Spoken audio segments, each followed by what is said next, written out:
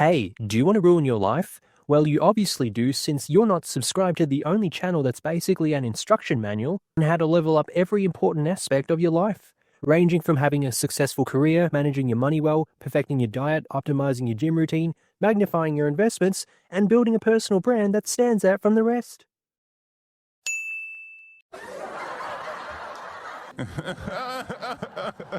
So aside from not watching this channel, here's a speedrun tutorial on how to ruin your life. 1. Not developing skills that are valuable in the economy and getting a useless education. Simply put, not upskilling yourself so you can demand more money per hour of effort. I have 2 employment jobs. One requires specific education and experience. That job, unsurprisingly, pays more. The other job requires 0 prior education or experience. That job, unsurprisingly, pays less. If you don't have any valuable skills that the labor market wants, you'll be stuck on lower wages your entire life. And as point 2 will go into, you can't get by on low income in this economy and the future economy. This will also tie into a point later on bad debt, but there's the issue of useless college/university education. I'm sure you've seen the code videos online, just some schmuck reacting to TikToks of people complaining, or straight up someone just copying and pasting many TikToks in a row and posting it on YouTube. And it'll be titled something like, "College grads cannot find a job. Finding a job is impossible in 2025. Why is this the case? Why can't college grads find a job? A lot of people making these types of videos will say something like, there were way less college graduates in the 1960s, so the college degree was more valuable back then. Nowadays it's pretty common.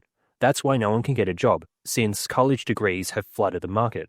Well, they're not exactly wrong, but they're not correct either. The reason most college grads cannot find a job is either 1, the degree/education they received was not in demand or not in high enough demand by any workplaces. If you can list me a job that an underwater basket weaving degree can get you, I'm all ears. Useless degree. Many of the college grads who can't find a job also tend to have similar degrees. Example, communications, English, history, liberal arts. Very few, if any, jobs actually require the knowledge learned from these degrees, and even in some degrees that actually have use, like marketing and HR, yes, they have some demand, but there's not a whole lot of demand. The supply of grads in these markets is oversaturated, so there's less opportunities for everyone. Degrees like engineering, nursing, and accounting don't really have this issue. There's usually a lot of demand for those jobs, but there are some grads with a useful degree that still cannot find a job. That's probably because they don't have enough experience. But you need a job to get experience. So how do you get experience without a job? Simple. I made a video on that a while ago, actually. There's actually a few things you can do to get experience without actually having any experience. And it's what I did when I was a grad to get experience, which got me into job interviews, and knowing how to prepare for job interviews helped me get employed. If you're stuck, like I said, I already made a video on how to get experience. Also made a video on how to make your resume stand out and tailor it to a job application. Also made a video on how to prepare for job interviews ages ago. Still timeless advice, really. And I've also made a couple of videos that further delve into how to figure out what a useful degree is. But I'll give you some quick pointers. You'll need to check out IBIS World, you'll need to check out current job postings, and you'll need to check out community forums related to that specific career you intend on pursuing. So the reason getting a useless degree ruins your life is because you either A, wasted all that money paying your way through college/uni for something that provides next to no benefit for your life. You could have invested that money, and in some cases, it may have been enough for a down payment for a house. Or B, if you're like most people, myself included, you had to take on debt for this degree, and now your finances are crippled because you're stuck paying this back. Or C, worst of all the time you spent on that. Let's say you spent 20 hours a week studying and going to classes on average per year. Obviously, you have semester breaks. Obviously, you have easier weeks. But you also have weeks where you have many assignments and quizzes due, and exams, whereby you're doing way more than 20 hours a week. But let's be conservative, and say your degree is 3 years, some are longer. 20 hours a week for 3 years is 3,120 hours. Do you know what you could have been doing with that time instead? Probably something better than pursuing a useless degree. And if you're stuck with skills that the labor market doesn't require, you're stuck on lower income. My skilled job pays an hourly rate that is like 50% higher than my hourly rate at my low skilled job. I work both of these jobs for another reason I'll mention later. Back to the money spent on a useless degree, even if it was a $20,000 degree, which probably doesn't exist these days, imagine what you could have done with that extra money. And this also doesn't take into account the time factor of money. the economy. It's so much worse when you take into account the overall economic side of things. Speaking of, mistake 2, not understanding how the economy or real estate works. The amount of people I've seen who are still unsure why we had such high inflation and prices of everything rocketed up recently is crazy. The primary culprit is money printing, or as it's commonly known, M2 money supply. When M2 money supply expands, the prices of everything in the economy inflate, and this always hits asset prices first, such as stocks and real estate. Then it eventually trickles into things like your wages, but only after it's inflated the prices of everything. Even so, the wage/salary raise you get from pay bumps to keep up with inflation doesn't work. The inflation rate is an average rate based on a basket of goods and services. If prices of bananas went up 10% year over year, rent went up 5% year over year, and petrol went down 2% year over year, there's a calculation of assumed weights in an average household budget, which may not even be applicable to you. Example, I don't eat bananas or pay rent, since I own my own home, and I have quite an unconventional diet, which I'll also talk about later, but in this instance, the inflation rate is 2.6%, despite the only thing here impacting my budget is petrol. If your rent goes up by only 5% compared to the 10% for bananas, how much do bananas cost you per week? Maybe $2? So 10% of $2 makes the new price of bananas $2.20, only a 20-cent increase. If your rent is $500 a week and goes up 5%, your new rent cost is $525 a week. Bananas went up more as a percentage, but the overall damage to your budget was way worse from the lower percentage raised item. Rent went up 5%, bananas went up 10%. Which of those hurt your budget more? Well, the inflation rate of bananas was double rent, but bananas were at a much lower price initially than rent was. So how does this play into what I said before? Because if you get a 2% raise to keep up with inflation, but your salary/wage is $50,000, you've only received an extra $1,000 a year. And that's before taxes. If a house is worth $500,000 and it goes up by 2%, that house is now worth $510,000. So you receive an extra $1,000 before taxes per year to keep up with a house that is now $10,000 more. And that doesn't include everything else that's gone up in price. So whatever small raises you get at your job to keep up with inflation doesn't actually help you keep up with inflation. $1 today is more valuable than $1 tomorrow. The more money you earn now, the better it is, since it can be parked in appreciating assets whilst they're at a lower price, like stocks and real estate. However, like point 1 says, you still need to develop useful skills. The kid who drops out of school to work at a factory full-time at 16 will have way more money than the medical student starting as a junior doctor by the time they're both 30. But the doctor's ceiling for income is way higher. There's a tricky balance to strike here. How early do you want to start stacking bread at the cost of potential future earnings? And how late do you want to leave it before you start making decent money? I myself have had a combination of these factors. I've worked 7 days a week, both of my jobs, for the past 4.5 years. But I also allow time for upskilling myself, such as learning stocks, real estate, and advancing my career with my CPA studies. The enhanced returns from the stock market magnify my already existing money further. The real estate investment allows me some nice capital growth, as well as rental income in the future, to help pay for said real estate. And the CPA studies are an upskill on my accounting job. There are jobs in Melbourne with my job title that literally pay $40,000 to $60,000 more per year than I'm currently getting. But there are numerous reasons I haven't applied to these jobs yet, and they are outside the scope of this video. But I would not qualify for those roles without the CPA education. Now, I made a video ages ago on the $155,000 opportunity. The crux of that video was I turned down a potential third job as a bartender, which would have increased my income at the time by like $25,000 to $30,000 a year, but it would come at the cost of my ability to scale my income, that being my CPA studies, as well as kinda real estate and stocks, although most of my learning from those areas comes from YouTube videos that I listen to. And I listen to them like while I'm driving, while I'm in the shower, while I'm cooking dinner. So having an extra job wouldn't really hinder my ability to upskill in these specific sectors. I have YouTube Premium. Sign up for a free trial with some VPN company, reroute to Romania and buy YouTube Premium. Just make a fake address when asked for the address. It's only a bit cheaper than it is here in Australia, but it's still easy savings. It used to be super cheap in Argentina, but they've blocked that loophole rip. YouTube Premium also considers me a student, since my CPA membership is considered a student membership, even though I'm done with my studies. Yet more easy savings, lol. But yeah, alongside the bartending gig costing me my CPA study time, It would also cost me on YouTube time, since obviously YouTube income has the potential to scale way more than a bartender job. However, as I've yapped about lately, YouTube is honestly a waste of time if you have other skills.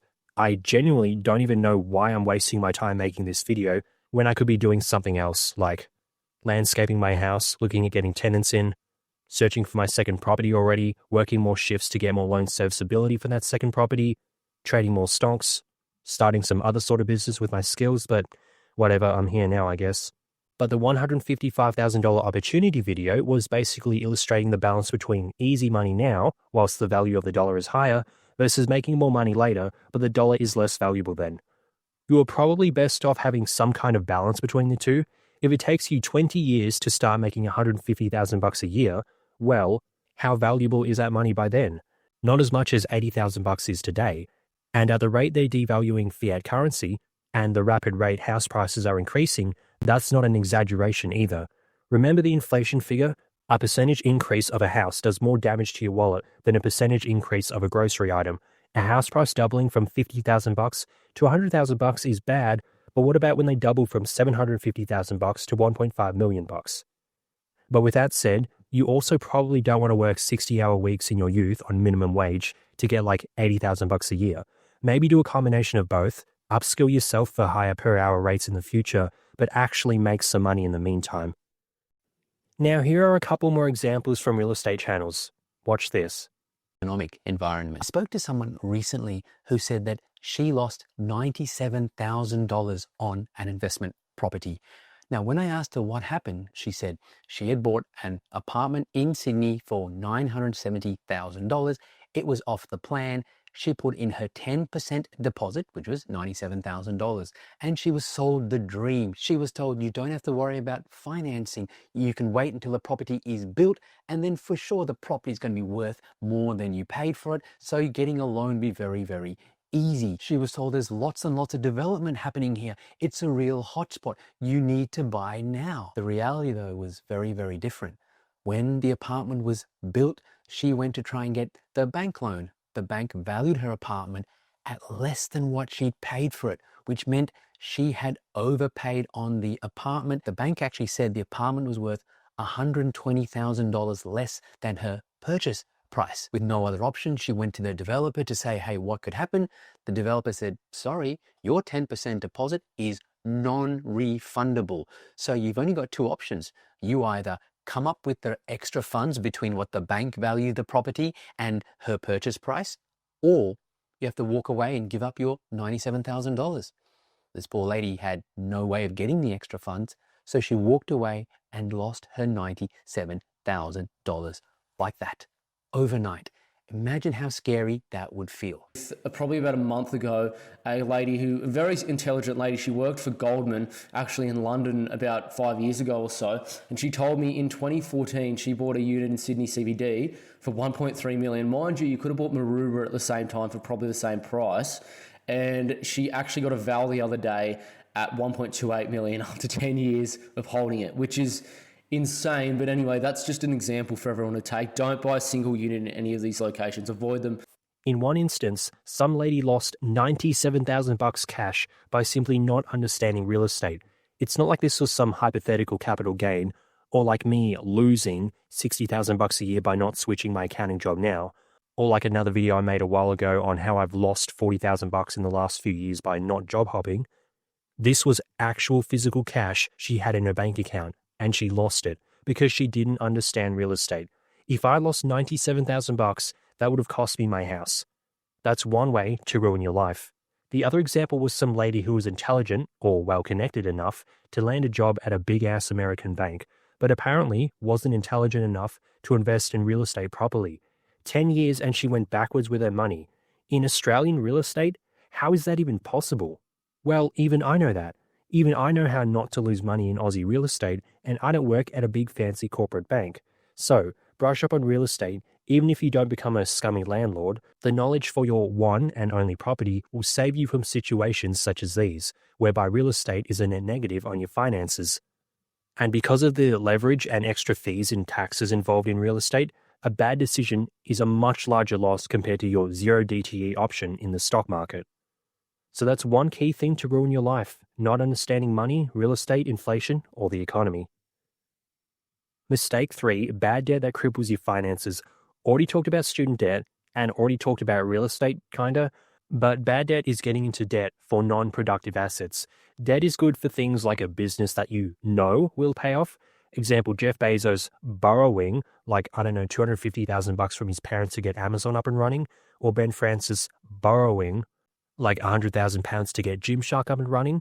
Must be nice. Hey, my parents didn't even have $2,000 to help me with my real estate investment. I had to do it all myself. Not saying I could have come up with some business as successful as Amazon or Gymshark, but still, they had opportunities most of us don't. Some of us gotta be rat race wagey slaves. And again, as I said before, my business attempt with YouTube is a failure anyway. I'm glad I didn't borrow money to try and make this work, lol. I'd be deep in the hole. But besides debt for a business, it's also good for real estate, since you generally cannot save fast enough to outpace the growth in house prices, unless you want to buy your house outright at 50 years old. In that case, you may as well have gotten a mortgage in your 20s or 30s. You could have almost been mortgage free by that stage anyway. And also, of course, would be getting a student loan for a useful degree. I got student debt, but it was for accounting, which has gotten me the job I have now. This job, alongside my other job, not only provided me the down payment for my real estate/house, but it also provided the loan serviceability the bank was looking for to give me the home loan in the first place. I used debt to get a degree, and that degree got me a job, and that allowed me to get more good debt to buy a house. And now I'm a 28-year-old single male in Australia who has his own house, in a nice area too. It's a middle-class suburban type area. 15 minutes absolute tops to the nearby city, depending on traffic. Literally 10 minutes from nice beaches. 3 to 5 minutes from various shopping plazas. House is also a 4-bedroom too, so it ain't small. Not many single guys this young with this kind of house going around, I can tell you that. So no, avoiding debt can actually be a bad thing.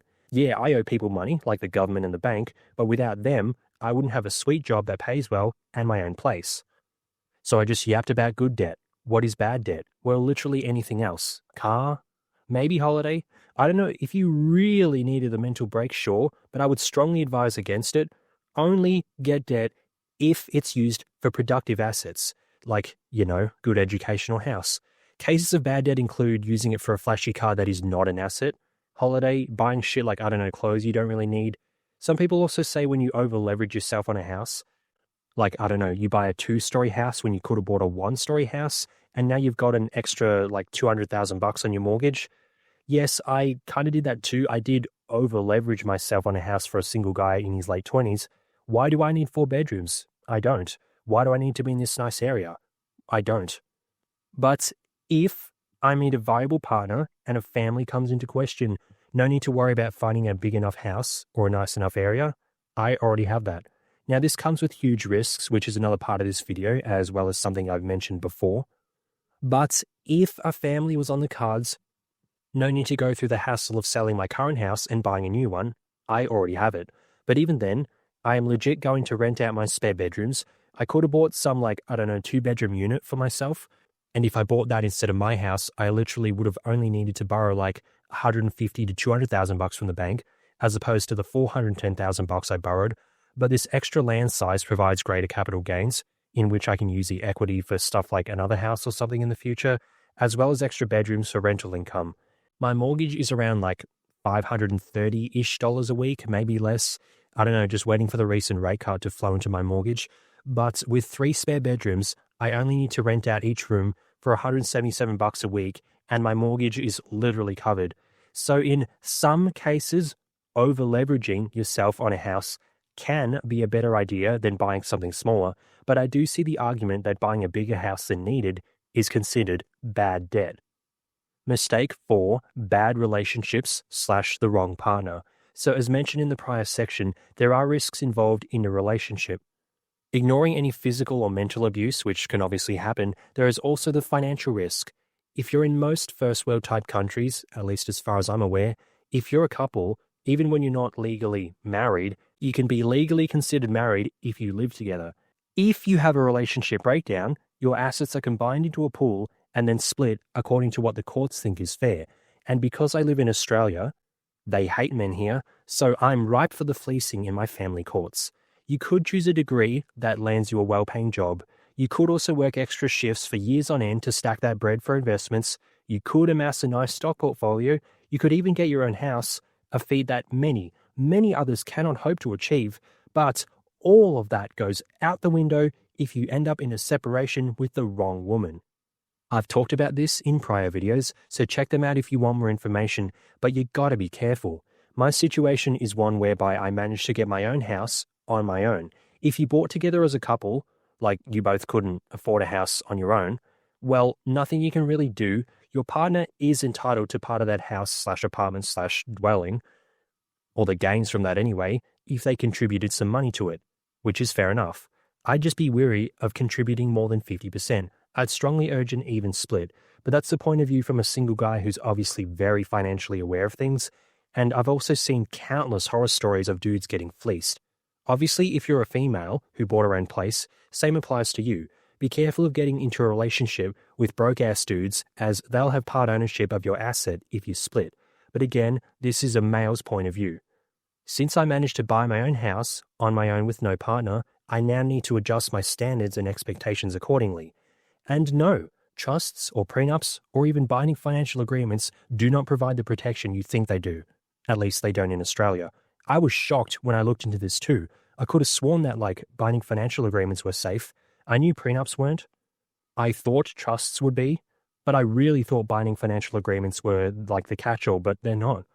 Again, I mentioned that in other videos, but it seems the primary way to mitigate risk is by dating someone who also has money/assets.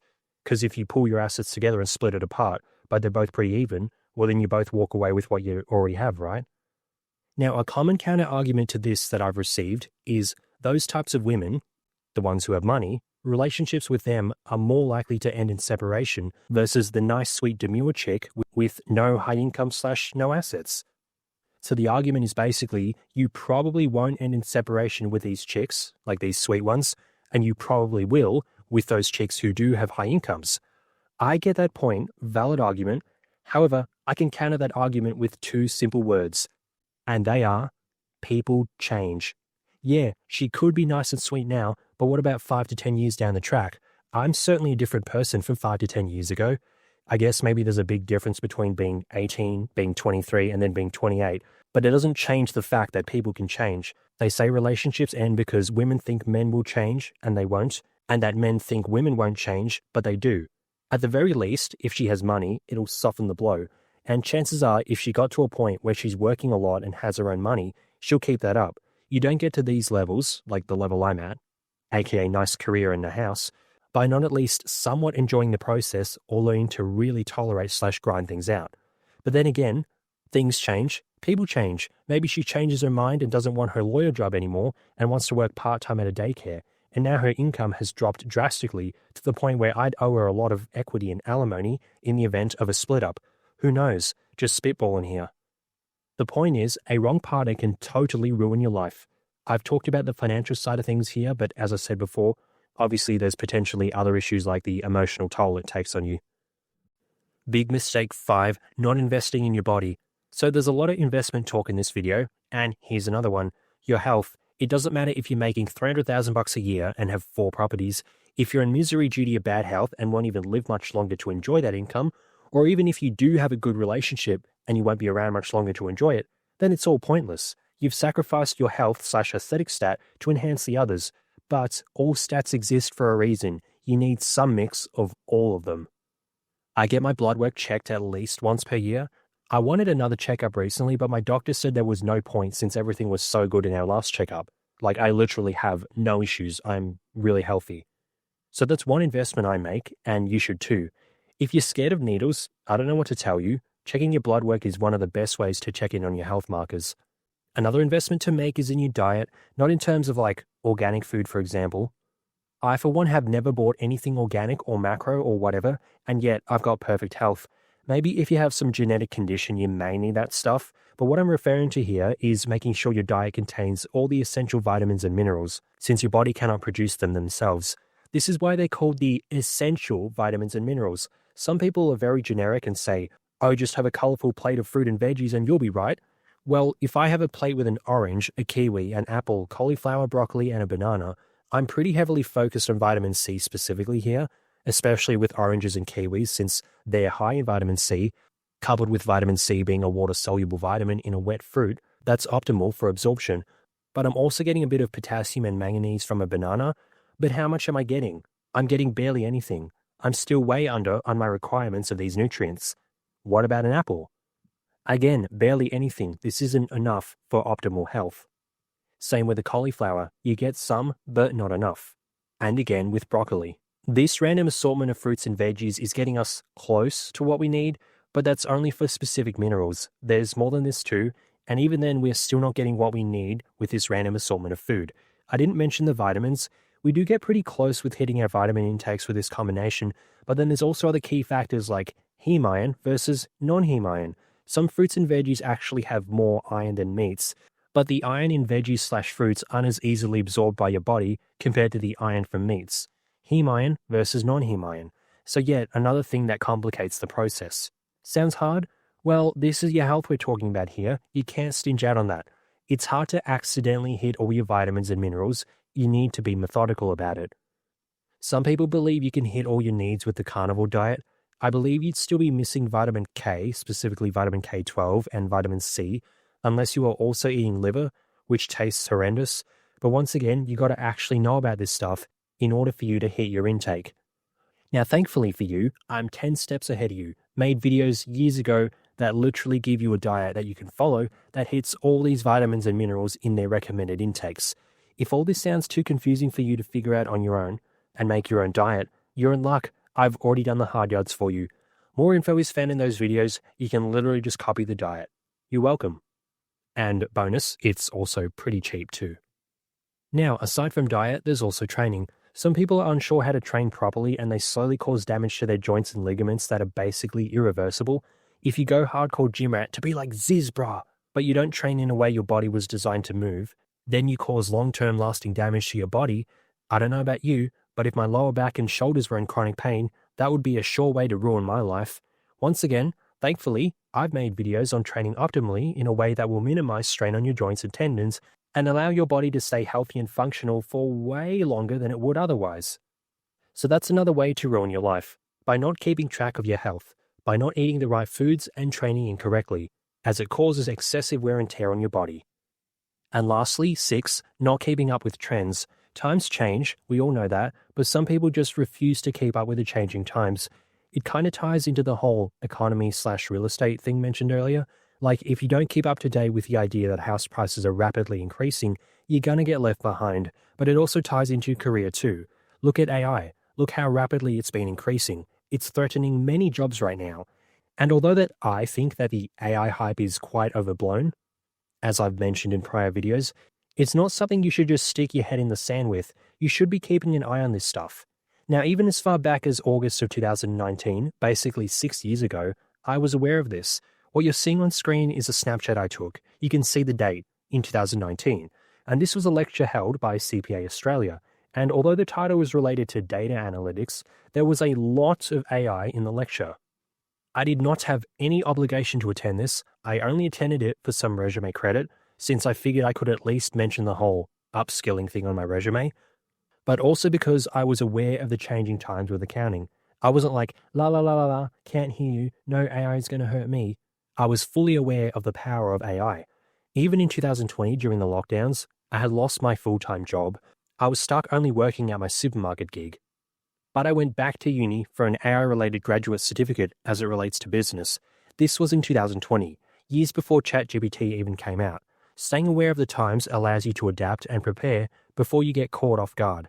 Same thing with dating. Look at hoflation these days. Being aware of hoflation allows you to at least adjust your expectations rather than wasting your time trying to find someone that doesn't exist, or trying to find someone of a certain caliber that doesn't exist or at least is exceedingly rare. It also applies with stocks. Got to keep an eye on the stock market to determine if your current holdings are still going to return good gains in the future, or you could straight up just scout for new opportunities. So don't ruin your life by not keeping up to date with changing times, in all areas, the economy, stock market, your career, the dating market, etc. So if you want to ruin your life, those are 6 easy ways to do so. Have you done anything that has helped ruin your life lately? Are you going to avoid any of these mistakes? Let me know in the comments. Thanks for watching. That is all.